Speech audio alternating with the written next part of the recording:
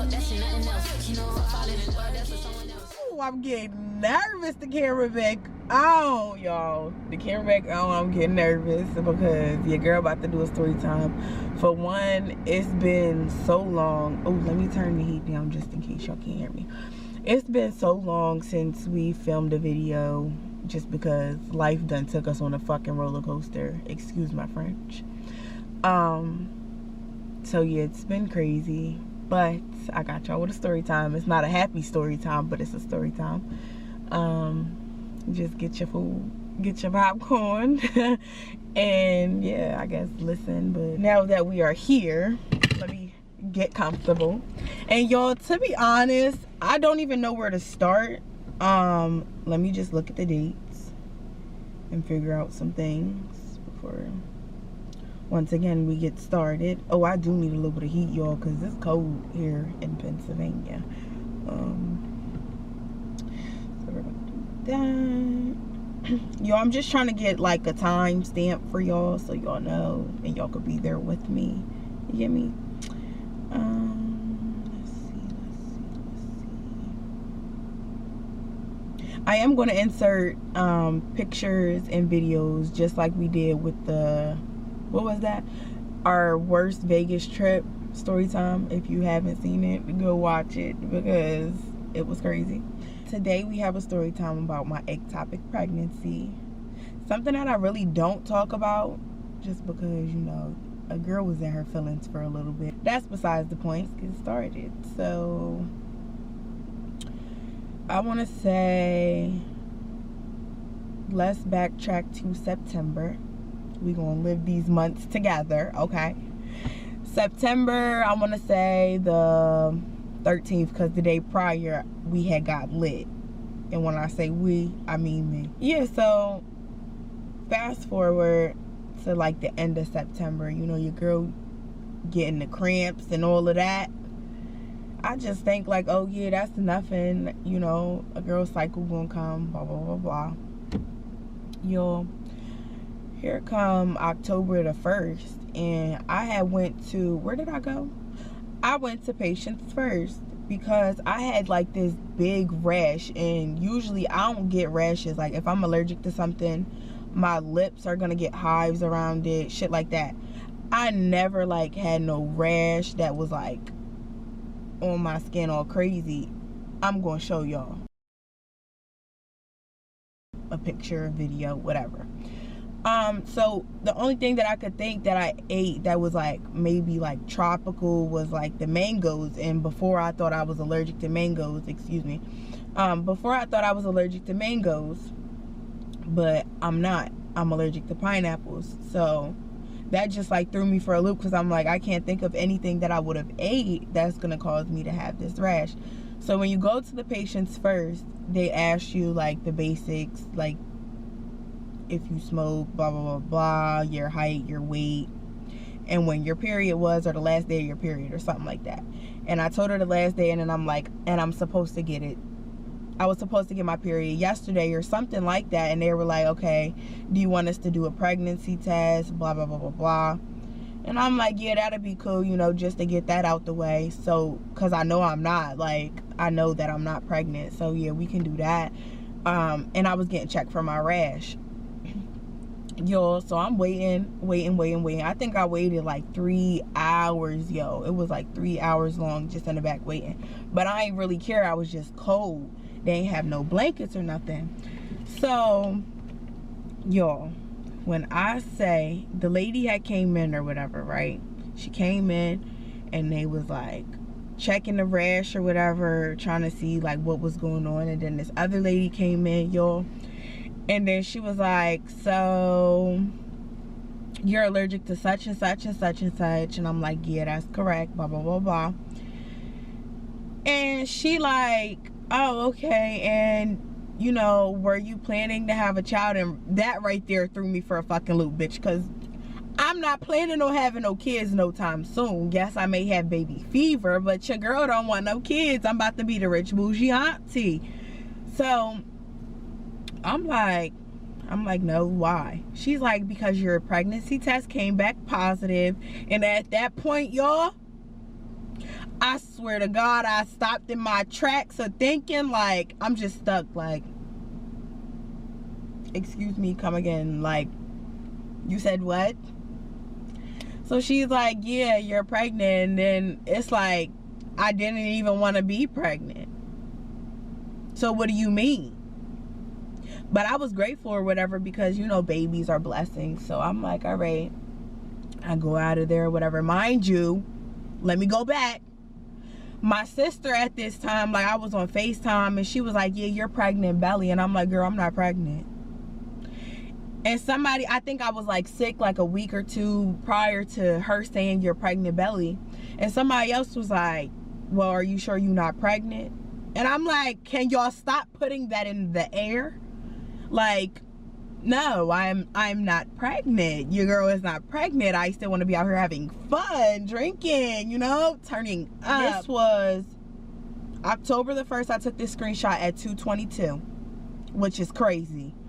And then October the 1st at 5:44 is when I found out I was pregnant. It said, dear pregnancy, please visit the lady reading this and give her twins. She's ready. Thanks.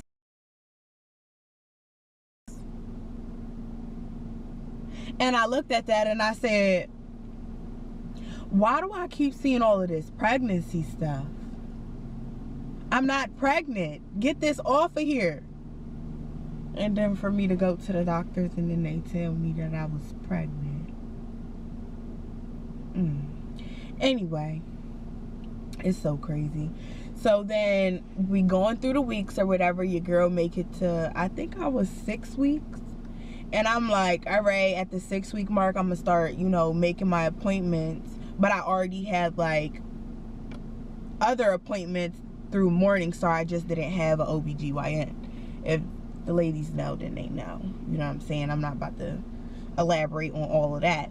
But yeah, so I was going to the Morningstar and I, you know, they confirmed my pregnancy and they was doing all of this, you know, they do your background, blah, blah, blah, blah.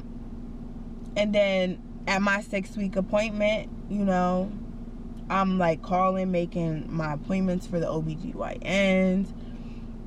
And then like, I want to say maybe like an hour or two later, I started feeling like these real bad pains, but I'm like, nah, maybe I'm just being dramatic because I am known for being dramatic. But I'm like, maybe I'm being dramatic. Like, maybe it's not that bad. So I lay down and I have like this real long pillow. It's not a pregnancy pillow, but I have a real long one. So I like laid down with that and I'm like, nah, something ain't right, because now it's more painful like laying on my left side. So I go to get up and that shit hurt.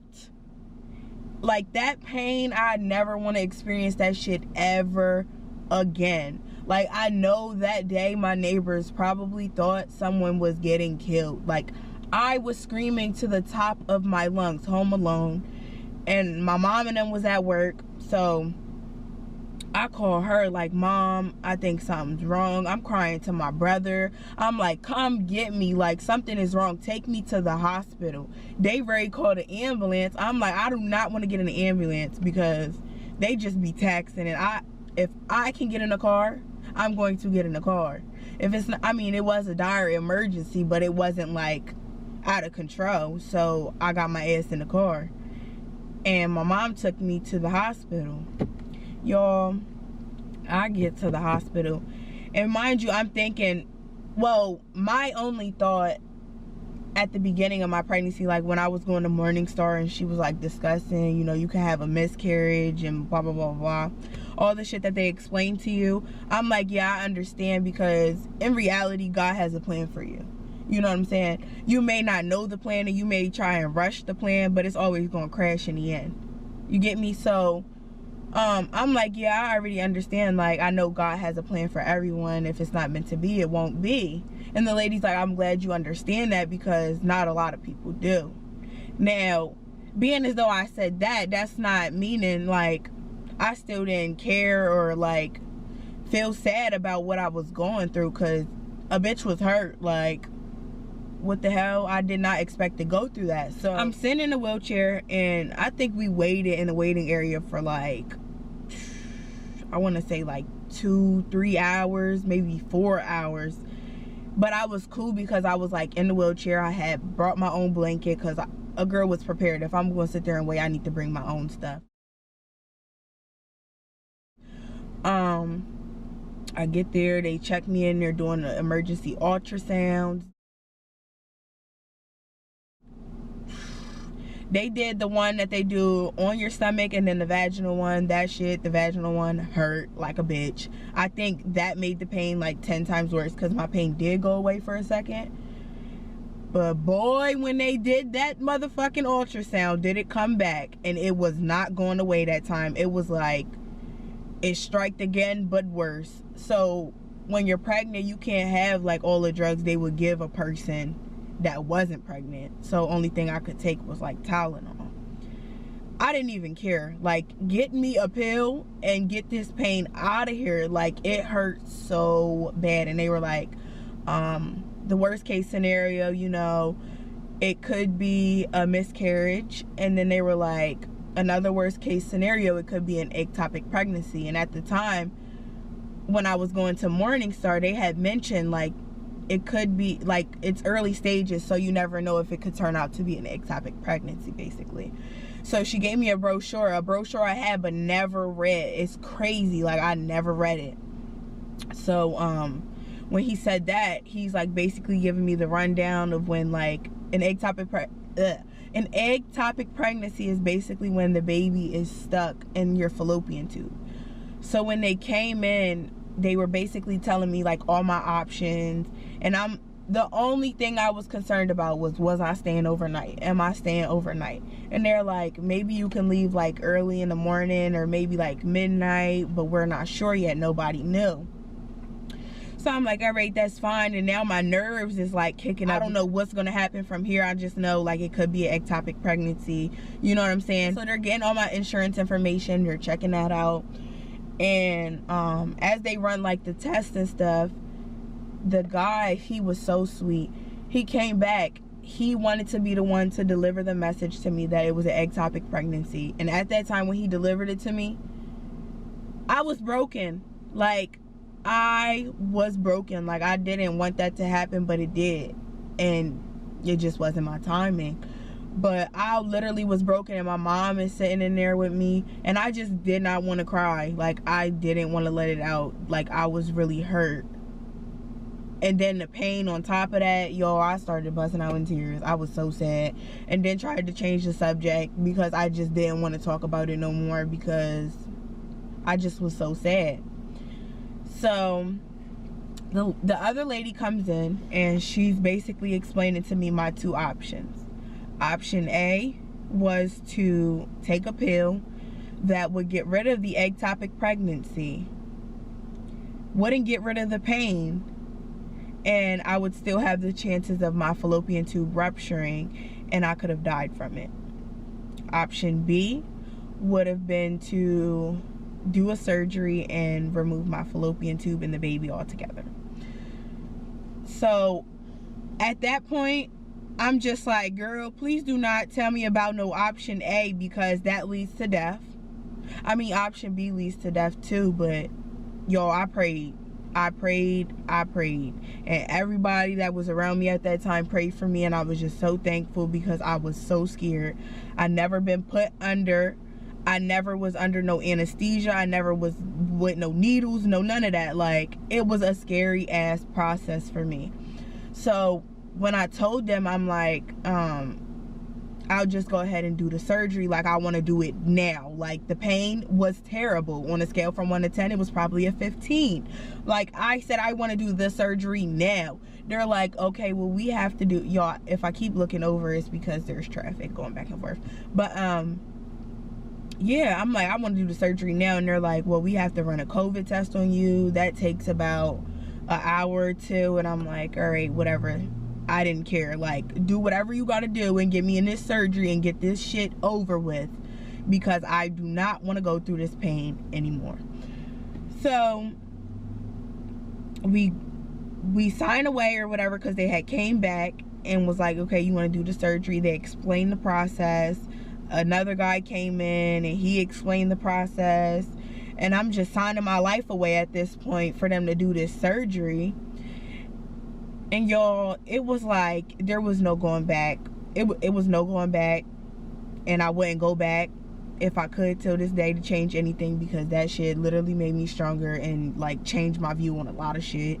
I'm in the bed or whatever, and they had this IV sticking out my arm. Wasn't attached to no liquids, no nothing. It was just a needle. So you can't bend your arm or you're gonna bend the needle.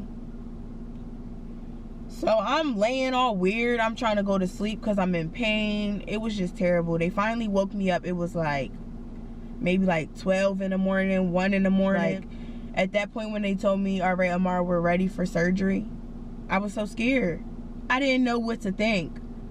But I knew God had a way, and it was like, at that point, it was just like, it's nothing you can do. So they like started taking all my jewelry. I'm like, damn, this is like real. Took my anklets off, my necklaces, my bracelets, all my piercings. I'm like, damn, like this shit is crazy. Like, it was so fucking crazy. They wheeled me down. They put my mom in like the surgical waiting area. After we dropped her off too, I wanted to cry because my mom is no longer in my presence. Like, she can't see what the fuck y'all doing behind these doors, and I need her to save me if something goes wrong.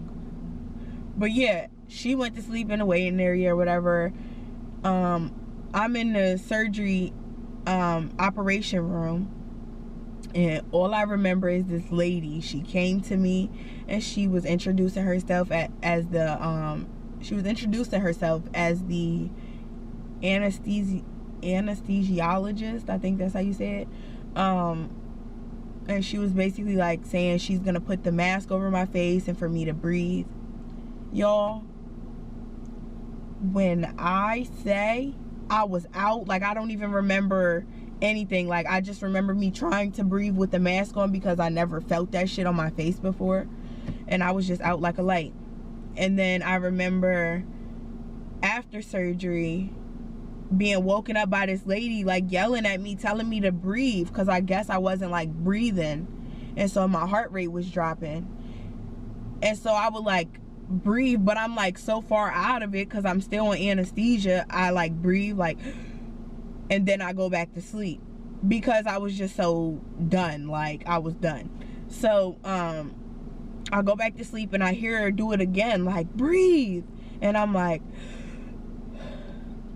that shit was so scary because it's like, I don't want to be on this shit no more. I just want to go back to living my regular life. I'm sorry if I'm yelling, y'all. I just want to go back to living my regular life, and I don't want to do this no more. So they're like trying to call my mom, and I'm like, she's in the waiting area. They dropped her off when they was taking me to surgery. So they're calling her phone back to back. She's not answering, and I'm like, oh my God. But then again, I go to sleep. I wake back up and she's there. And so the lady now is trying to give me, what is she trying to give me? Oh, she was trying to give me water. And so I'm like drinking it real fast, and she's yelling at me like, no, slow down, you cannot do that, you cannot do that. But I'm like, damn, like, I'm fucking thirsty, I need some water. So after that, they're like, the only way you can leave the hospital is if you go pee. And I'm like, okay. Y'all, I kid you not, I think I tried to go pee at least 10 times, and I couldn't. Walking, I needed assistance walking, so I'm like walking like real slow like a turtle to the bathroom, back and forth to the bed, and I'm like, but I'm still drugged up. So they moved me from where I was at to a different room. I'm talking to my mom because I'm like trying to get all comfortable. They're coming and putting the heating pads on me, extra blankets so I'm nice and warm. And they're like, did you pee yet? And I'm like, no. They amp up the drug in the IV. Y'all, I'm talking to my mom, and after that I don't remember the rest. She like, Amara, I was talking to you and I look over and you sleep. I'm like, oops, like, I didn't know I was about to fall back asleep. She like, I wake up, no, it comes morning time, was it morning? I think I fell back to sleep and then woke back up or something like that. And what the hell was they doing? I had went back to sleep and woke back up, and it's 2 other nurses because now they switch shifts. They bringing me breakfast. I couldn't really eat because when I had my surgery, they had to put like this tube down my throat so that I could breathe. That shit was so painful. Like, to swallow anything, it hurt. So I really didn't eat anything for breakfast, and they was like, all you gotta do is take like 2 nibbles and go to the restroom and then you can leave. And I'm like, you know what, that's fine. Well, I ate my food, and then I went to the bathroom, and they like, all right, you're free to go. We already got your discharge papers, and for when you're supposed to go back to work, your prescription is being sent to such and such. They had me all ready and set to go. They like, and your transport person is on their way up, so you'll be free to go. The happiest day ever, because I didn't want to be in the hospital anymore. Like, this is not my home. I'm used to like being at home, sleeping in my bed. So I get home or whatever. No, I leave the hospital and I go and get my prescription. That's what I did. I didn't want to get out the car, but I had to, because my mom's like, because it's oxys, you gotta go inside. Y'all, I was so mad. Excuse me. I was so mad that I had to get up and get out the car, because I'm walking slow. I'm in pain. I just got out of surgery yesterday. Technically today. I don't want to be walking around doing nothing. So I go in there, whatever, I get my drugs, come back home. Let me not call it drugs, because I don't want YouTube to be trying to do nothing funny on my page or not. But yeah, so I go and I get my prescription, and then I come back home, and as I'm home, like, I needed so many pillows to sit me up, to prop me up, and like so many blankets. I was so cold and just in pain. So I take my first pill, which I really didn't want to take because it's oxys, and I know a lot of people get addicted to them. Even though mine was like 5 milligrams or something, I still didn't want to chance like taking them shits. So I took one, and after I took that one, I wake up in the middle of the night to go to the bathroom. I get up. Come on now, drive like you got some sense. Anyway, okay, back to where I was. So yeah, I get up and I go to the bathroom in the middle of the night. Mind you, I had took the oxy like probably like 4 hours prior. And I'm walking back, and I'm starting to feel like real sick and lightheaded. Like, I'm seeing stars. I'm about to pass out if I don't hurry up and make it to this bed. So I get to the bed and I'm like, Mom, I do not want to take these ever again.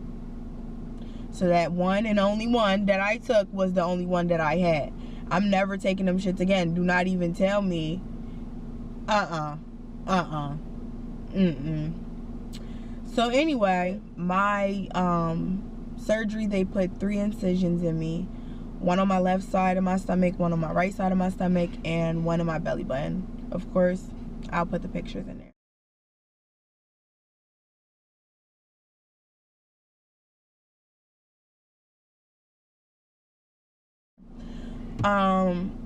And you know what's crazy? Like, the crazy part about it, my whole pregnancy, is no one knew I was pregnant, because I was literally like hiding it from the world, so to speak. Like, ooh, I felt the nap in here. I definitely felt the nap in here. But yeah, no one knew about my pregnancy. I was like hiding it for fake, you know, like I would hit like certain angles to where you couldn't see my stomach, because your girl was showing pretty early. And of course I'll put pictures. But yeah, so I was like hiding my pregnancy or whatever. So when I did come out and I did speak about it, everyone was like, what, you was pregnant, like, are you okay, blah blah blah. Yeah, fast forward, I think I healed in like a week and a half.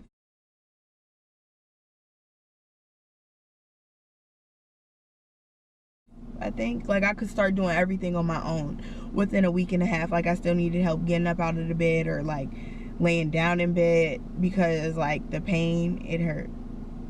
But it didn't hurt as bad as the ectopic pregnancy. The way I found out I was pregnant was just so jaw-dropping. And I wouldn't do it over again. I wouldn't. Now, I see myself not having kids probably like 5 or 6 years from now, for being completely honest. Because that process was just so scary to me.